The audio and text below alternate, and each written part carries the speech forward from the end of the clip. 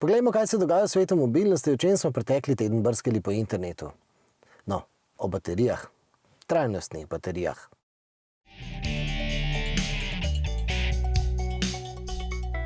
Preden začnemo, naj vas spomnimo, da vam spodaj v opisu ponujamo povezavo do naših virov, da boste lahko te novice še bolj podrobno raziskali. Ta prispevek je seveda samo povzetek, pregled tedna, da boste obveščeni, kaj se dogaja v svetu mobilnosti in pa avtomobilizma nasploh. In seveda, če so vam te naši povzetki, ti pregledi tedna koristni, vas zelo povabimo, da nam spustite kak všeček, delite našo vsebino in pa seveda, da se na naš kanal naročite. Evropska komisija je predstavila osnutek standarda, ki bo določal, da bodo baterije, ki so narejene v Evropi, morale biti po novem na povsem trajnosten način narejene. Se pravi, od same proizvodnje pa do same reciklaže. To v praksi pomeni, da bodo kovine za baterije izkopane v rudnikih, kjer ne izkoriščajo delavcev, uporabljajo zeleno energijo. In nasploh bodo avtomobilski proizvajalci po tem predlogu morali redno poročati o skupnem ogljičnem odtisu skozi celotno življenjsko obdobje. In evropske baterije, narejene po letu 2030, bodo morale vsebovati vsaj 70% litija iz že uporabljenih baterij. Se pravi, 70% reciklirane bodo morale biti. Pri okoljski organizaciji Transport and Environment pravijo, da je to prenizek odstotek, da bi morale biti vsaj 90%. Toliko zmorejo recimo reciklirati današnji najbolj napredni proizvajalci baterij. Pravijo, da imamo Evropejci prav na tem področju priliko postati svetovna velesila. In seveda, bolj kot bomo reciklirali, manj bomo morali kupovati na drugih kontinentih.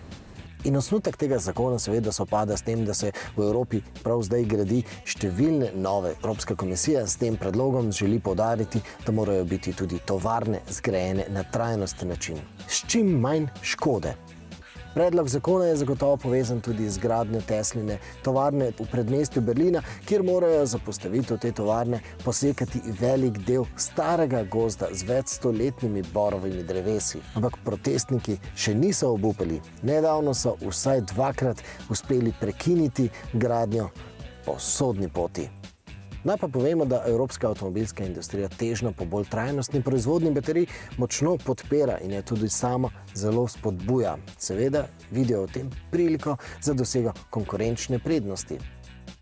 Ampak baterije v današnjih električnih avtomobilih še niso 70, kaj šele 90% reciklirane. Seveda to velja tudi za baterije električnega Twinga, ki bo nastajal v Novem mestu in bo nosil oznako I Feel Slovenija. Seveda bo Twingo manjšinskega pomena v primerjavi s Cliom, povpraševanje po teh avtomobilih najmanjšega avtomobilskega razreda je namreč vse manjše.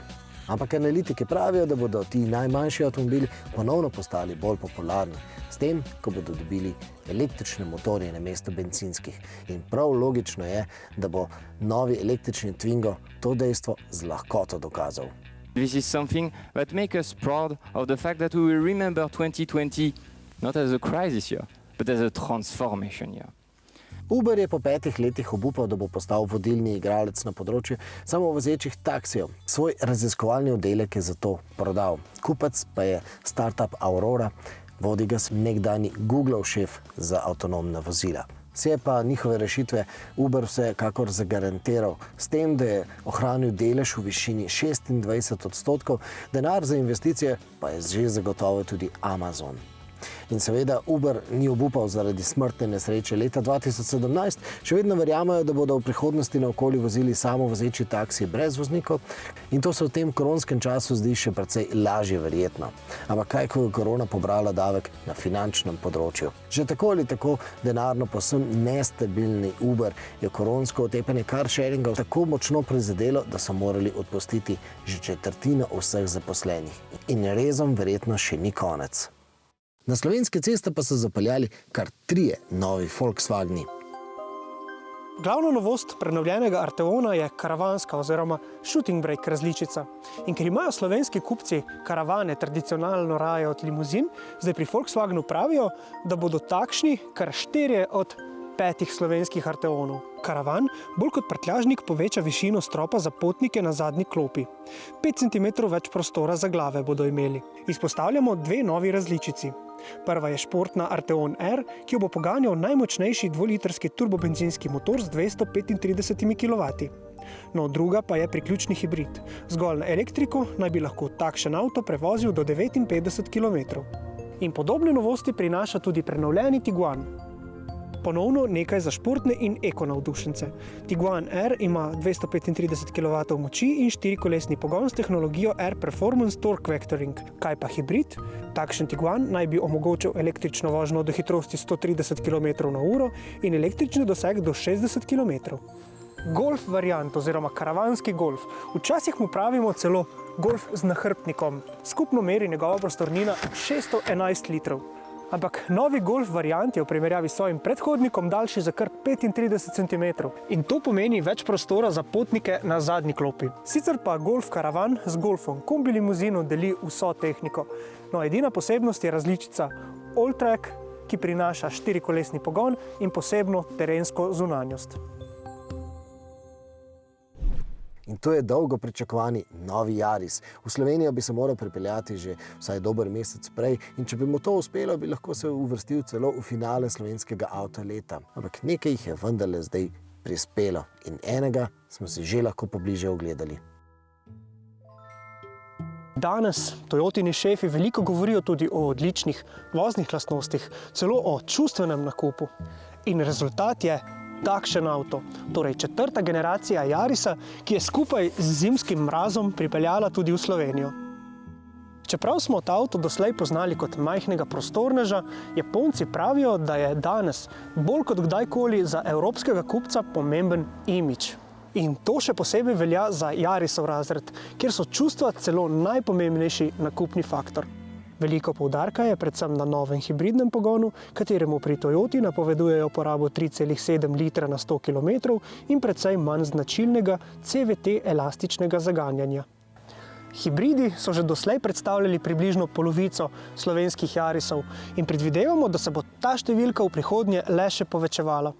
Emisije hibrida so namreč približno za tretjino nižje kot pri klasični bencinski različici. In vemo, da bodo prav emisije CO2 glavni temelj nove obdavčitve motornih vozil v Sloveniji. Kako dobro se novi Yaris pelje, vam seveda sporočimo, ko opravimo test.